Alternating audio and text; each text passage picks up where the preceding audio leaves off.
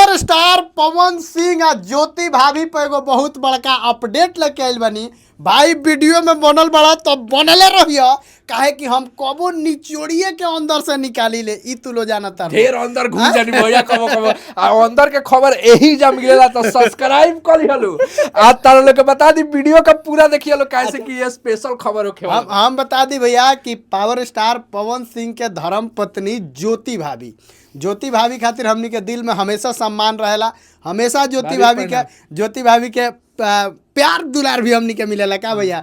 हमनी के उहो देखल चाहते हैं कि ज्योति भाभी विधायक बनस ठीक बा। उनका पीछे 4 गो बॉडीगार्ड घूमो लो राइफल लेके, उहो देखल हमनी के चाहते नहीं का भैया। लेकिन जनता एगो निर्णय ले लेले बा, काराकाट लोकसभा क्षेत्र के एगो विधानसभा बा जहाँ घूमे जाले नबीनगर आ ओइजा के जनता ठान लेले बा कि चाहे निर्दल आवस आ चाहे कोनो पार्टी से, चाहे निर्दल आवस चाहे कोनो पार्टी से अब की पार ज्योतिए भाभी के वोट देवे के बाद सब लोग के एक तरफा होके। अरे देखो कहीं ना कहीं पवन सिंह चाहत रहलन कि हमार जौन पत्नी बाड़ी उ लड़स आ ज्योतियो सिंह चाहत लिया कैसे कि ज्योति सिंह के मन बा समाज सेवा करे के। ज्योति भाभी के पिताजी के एगो वीडियो वायरल हो रहल बा, एगो इंटरव्यू जेमे उ कहले बाड़न कि हमरा बेटी के 2 गो चीज में बचपने से मन लागेला। एगो जानता नहीं का, जैसे कि अच्छा जगह होके, जैसे कि घूमे वाला जगह होके, चाहे पूजा पाठ करे वाला कोनो अच्छा स्थल होके ओइजा घूमे में, आ एगो गरीब लोग के सेवा करे में।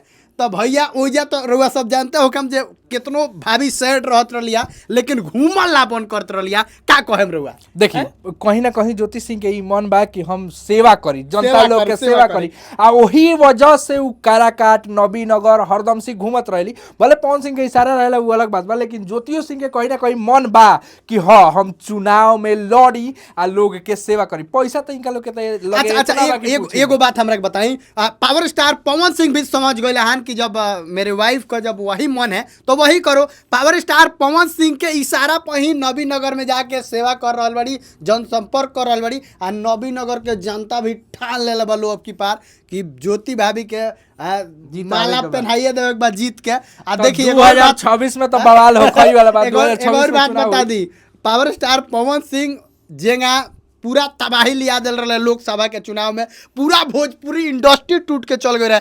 कार हुआ बुझाता ज्योति भाभी खाती जाई ए महाराज बताई जे करता धरता बा ओकरे घरे चुनाव बा तो सबसे पहले उ तो जइबे करियन, साथ में कहीं हो सकता कि उहो चल जास, एक जना बड़ा न उहो चल जास, लेकिन ओकर बाद भोजपुरी इंडस्ट्री के तो पूछबे मत। अच्छा एगो बात बताई, कुछ लोग पवन सिंह के वजह से कुछ लोग के नाम भइल बा, पवन सिंह के वजह से कुछ लोग के वजूद बा।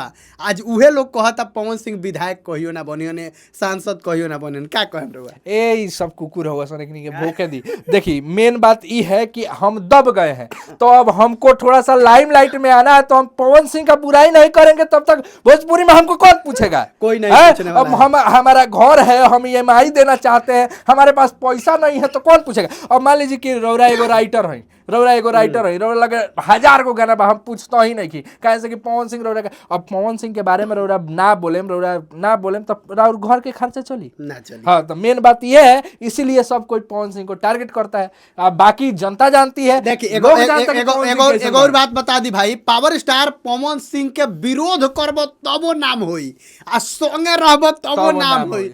तब भाई जेकरा के पवन सिंह भाव ना देले उ विरोध करेला, लेकिन वैसे पवन सिंह के कुछ नहीं होके वाला। पवन सिंह आजकल है ही लोग के जैसन आदमी पे बोले के चाहे, लेकिन हमनी सन के एगो बात खातिर लाइव। अच्छा एगो चीज बा, एगो पवन सिंह में बड़ा एथी चीज बा, नमक खा के नमक हरामी ना कर। ना नमक खा के नमक हरामी ना कर। देखिए पावर स्टार पवन सिंह एगो और बात बता दी रहुआ के, जे रहुआ के जेंगा बिहेव सामने करियन ओहिंगा कैमरा के रति भी करियन, ठीक बा। तो ई चीज हमनी चीज हमनी के अच्छा लागला। लेकिन ज्योति भाभी के रहुआ विधायक बनल देखत नहीं, देखे चाहत हम तो चाहत नहीं कि पवन सिंह सांसद आ ज्योति भाभी विधायक। अरे दादा 2 गो जब लाल बत्ती घर में ढुकी नू, अरे